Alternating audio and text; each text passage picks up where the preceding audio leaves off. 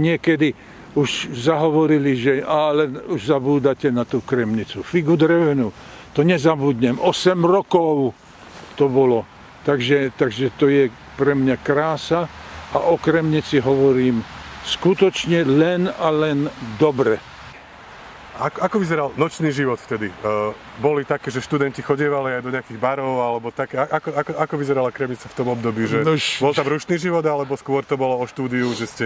No tak viete, ja toto nemôžem povedať, lebo ja som sa musel aj učiť, lebo otec povedal, ideš do Kremnice, gymnázium, no a keď o tomto hovoríte, stala sa aj taká nepríjemná vec, keď poprvý raz viezla mama moja do Kremnice, tak tam niekde medzi Bystricou nastúpil aj do vlaku jeden pán. Vyšlo to, že to bol profesor Pikula a ten povedal mamičke vo vlaku, to sa pamätám, to je také ako v životopise, zapise, no s týmto chlapcom veľkú radosť mať nebudete.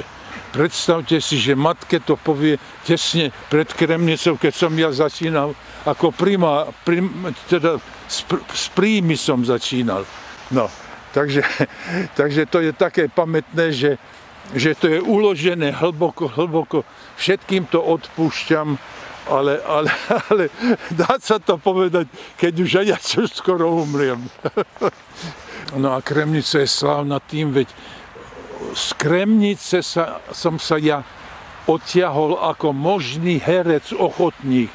To bol pán dramaturg zo Slovenského národného divadla a tam v katolíckom dome som ja hral v takej ochotníci v tom hrali.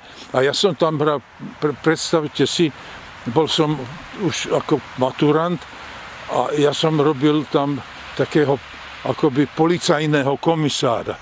Takže policajný komisár Kremnický je začiatok mojej kariéry. Ja som v samovzdelávacom krúžku pracoval. To znamená, že som dokonca mám odpísanú reč, ako sa lúči, ten oktaván sa lúči, keď už je ako na konci svojho štúdia. Našťastie som teda nebol s vyznamenaním, ale bol som ten, ktorý mal práve to, že pracoval v tom samovzdelávacom krúžku. Takže pani triedna riaditeľka Lilgová, tak tá ma práve za to mala rada, pretože ja som sa do niečoho vracal. To znamená, že ja som viedol vedľa štúdia paralelné tieto samovzdelávacie kúsky.